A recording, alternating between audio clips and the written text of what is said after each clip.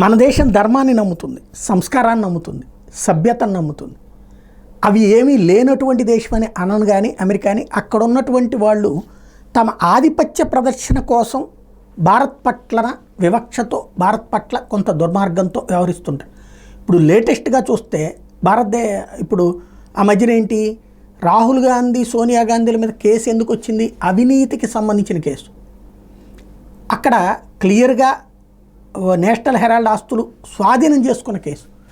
దాని విషయంలో రాజకీయ ప్రత్యర్థుల మీదన దౌర్జన్యం అనేటటువంటి కోణంలో ప్రొజెక్ట్ చేసుకొచ్చింది అమెరికా మీడియా.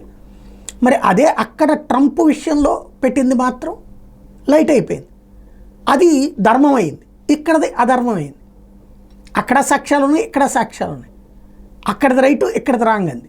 అట్లాగే ప్రత్యర్థుల టార్గెట్ విషయంలో ఇప్పుడు ట్రంప్ని టార్గెట్ చేస్తూ చంపబోయినటువంటి ఉదంతం. ఇప్పుడు దాన్ని ఎలా చూడాలి? ఆ దేశంలో శాంతి భద్రతల ప్రాబ్లం అని చూడాలా, లేకపోతే అధికారపక్ష ఫెయిల్యూర్ అని చూడాలా, పాలనా వైఫల్యం అని చూడాలా, శాంతి భద్రతల అశక్తతని చూడాలా, అసమర్థతని చూడాలా? అదే భారతదేశంలోని వ్యవహారాల్లో కరువు అవుతోంది రక్షణ ఇట్లాంటివి మాట్లాడుతుంది కదా. ఇప్పుడు మన జయశంకర్ గారు ఆ మాట మాట్లాడితే సరిపోతుందేమో.